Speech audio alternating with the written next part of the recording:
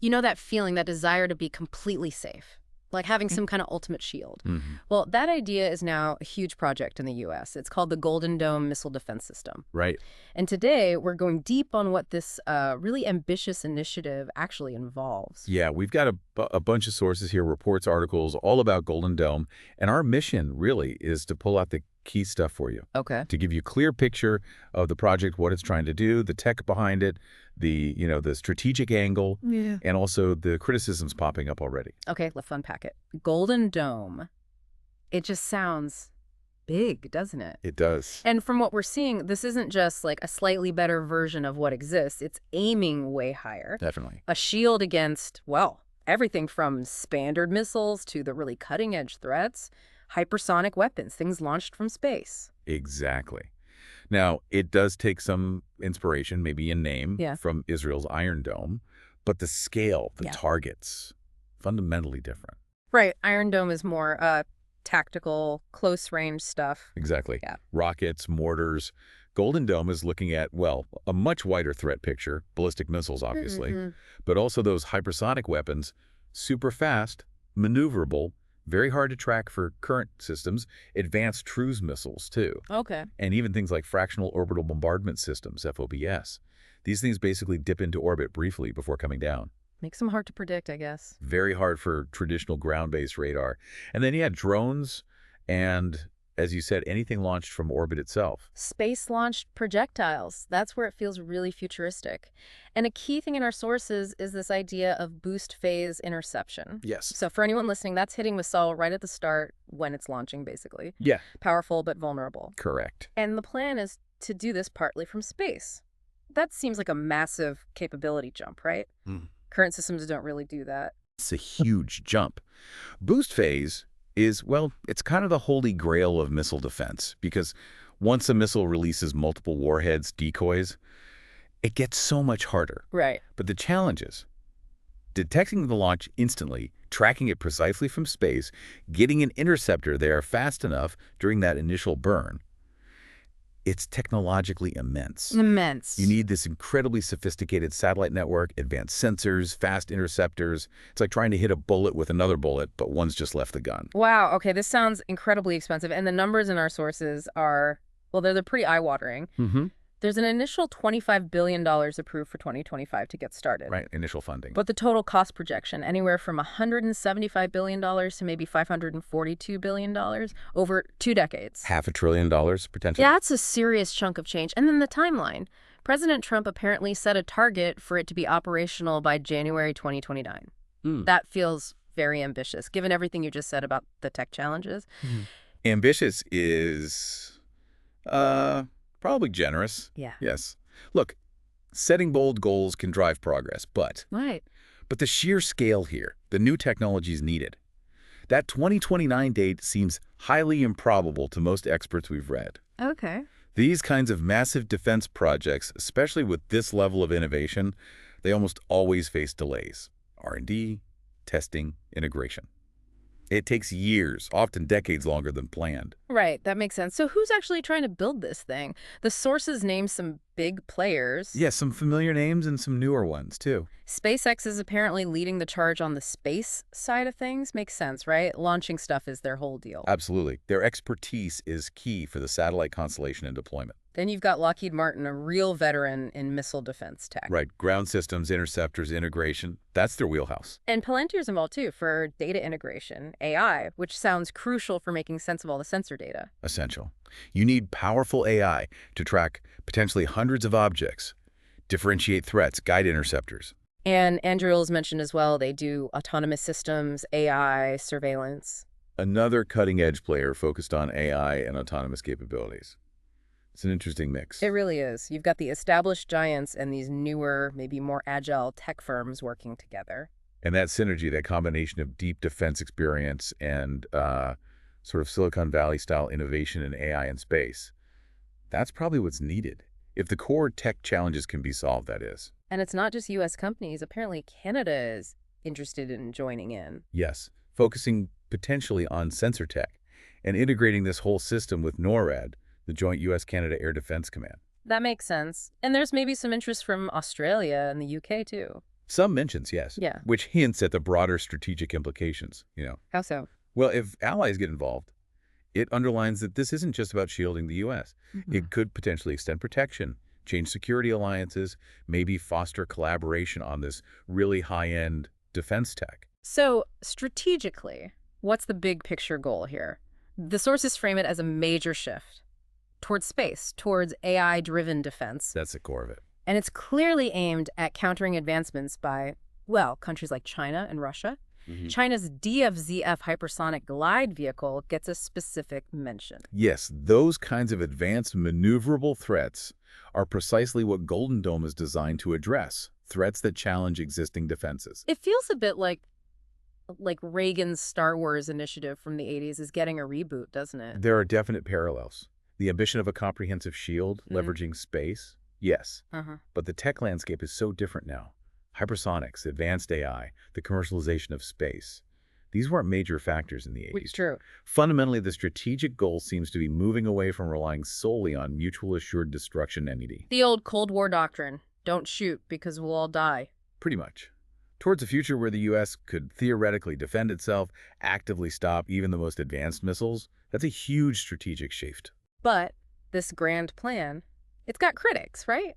Our sources definitely highlight concerns. The first big one seems to be just feasibility. Right. Can this actually be built on time, on budget? Experts sound very skeptical. And that skepticism often centers on the most novel parts, like reliable boost phase intercept from space. Is the tech mature enough? Can you scale it? Can you make those space assets survivable in a conflict? These are huge, open questions. And then there's the weaponization of space angle.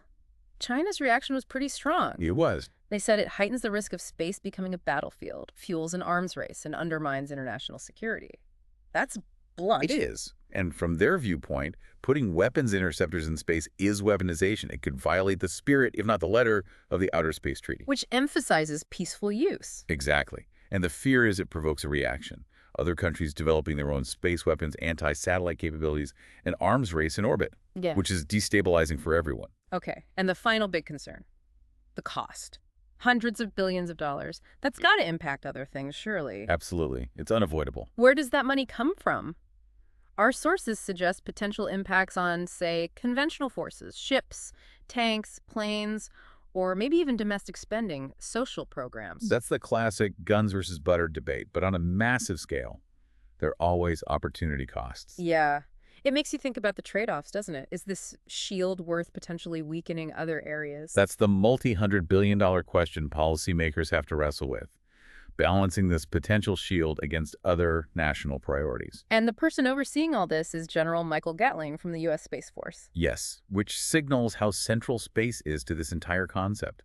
His background is in space systems acquisition, which will be critical. Makes sense. And again, the contractors, Lockheed, SpaceX, bringing their specific skills to this massive puzzle. Lockheed's decades in missile defense, SpaceX's launch, and satellite expertise. It's that combination they're banking on. Now, to really get a handle on Golden Dome, the sources compare it to two other well-known systems, Israel's Iron Dome and Russia's S-400. That comparison is really helpful. It is, because they operate on such different scales and for different purposes. Okay, let's break it down. Purpose first. Golden Dome. Strategic national shield.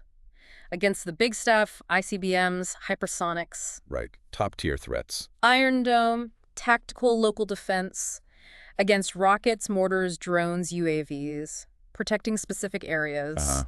Urban shield, basically. And the S-400. Long-range air defense. Aircraft, cruise missiles, some ballistic missiles. More regional. Correct. So very different jobs right from the outset. Then range. Golden Dome is aiming for, 1,000 up to potentially over 15,000 kilometers, global reach. Yeah, covering everything from theater missiles to ICBMs coming over the pole. Iron Dome, tiny by comparison, 4 to 70 kilometers, designed for those close-in threats. Exactly. That short range is key to its effectiveness against saturation attacks. And S-400, maybe up to 400 kilometers for aircraft, less for missiles, maybe 250 to 600 kilometers. Significant, but not global. No, it's a powerful regional system, but operates within the atmosphere mostly. Okay, threats intercepted, Golden Dome, ICBMs, hypersonics, satellites, the highest end, Iron Dome, rockets, mortars, UAVs, S-400, aircraft, cruise missiles.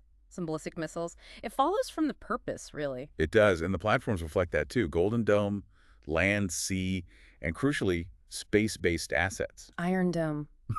Ground-based launchers, radar unit. Mobile batteries. That's 400. Ground-based, but mobile launchers. Can be moved around. Right. Important for survivability and deployment flexibility. Response time. Golden Dome uses satellites, so detection might take slightly longer initially, maybe, but still fast. The detection might be near instant via space sensors, but coordinating the intercept could take seconds to minutes, depending on the phase. Iron Dome needs to be almost instant within its 70-kilometer zone. Yes, very short flight times for the threats it faces. S-400 claims detection in 5-10 seconds. Pretty quick detection, yeah. Intercept time varies. And the interception phase, this seems key. Golden Dome wants boost, mid-course, and terminal phase. Hit it anywhere. Multiple opportunities. That layered approach. Iron Dome, mostly terminal phase. Last chance defense. Right just before impact. S-400, terminal and mid-course. Correct. Standard for long-range air defense. Technology, Golden Dome, radar, AI, satellites, maybe lasers down the road. Very futuristic mix. Cutting-edge sensor fusion, AI battle management, potentially directed energy. Iron Dome, radar plus its Tamir interceptor missiles. Proven tech. Very effective, relatively low-cost interceptor. S-400. Advanced phased array radar, multiple missile types for different ranges and targets. On a very capable, mature system. A deployment area, Golden Dome, aims for the whole U.S. allies' global coverage. That's the vision. Iron Dome, localized. Protect specific cities or sites, like Tel Aviv. Yep, point defense. Deployed across Russia and exported quite widely. Yes, many countries operate it. Which brings us to cost per interceptor. Golden Dome's is TBD, but likely very high. Over $10 million, maybe. Easily. Given the space component and advanced tech, yeah, very expensive per shot. Iron Dome's Tamir, much cheaper. $40,000 to $100,000 roughly. Makes it affordable to fire multiple interceptors if needed. S-400 missiles, maybe $1 to $2 million each. In between. Reflecting their greater range and capability compared to Tamir. And exports, Golden Dome, none yet, obviously. Iron Dome. U.S. bought some, India, Azerbaijan, S-400, China, India, Turkey, Saudi Arabia, quite a few buyers. It's been a successful export product for Russia. So putting it all together, the big takeaway is Golden Dome is playing a different game entirely. Completely different league. It's not just a bigger Iron Dome or a Space S-400. It's aiming for that strategic national shield against the most dangerous threats. Nothing else really tries to do that right now. Exactly. Iron Dome is that proven, effective shield for cities against rockets. S-400 is a capable, battlefield-tested air defense system against planes and missiles within the atmosphere. Golden Dome is, well, an aspirational leap. Yeah, a space-integrated national missile shield. With no direct equivalent anywhere in the world. Right. So, to wrap up, Golden Dome, hugely ambitious, a multi-layered defense using space assets against top-tier threats. Massive investment, very aggressive timeline. Facing a lot of expert skepticism, raising big questions about weaponizing space, global stability. And forcing difficult choices about national priorities and budgets. Ultimately, it leaves you thinking about that tension, doesn't it? The drive for total security versus the risk of, sparking an arms race or destabilizing things. That's the core dilemma. Which leads to our final thought for you. With offensive missile tech constantly getting better, faster, scarier, is something like Golden Dome inevitable, a necessary step for survival? Or is it a dangerous path?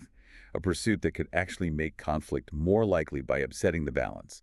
Something to really mull over. Indeed. Well, thank you for joining us for this deep dive into the Golden Dome. We hope this gave you a clearer understanding of this complex, ambitious, and definitely controversial project.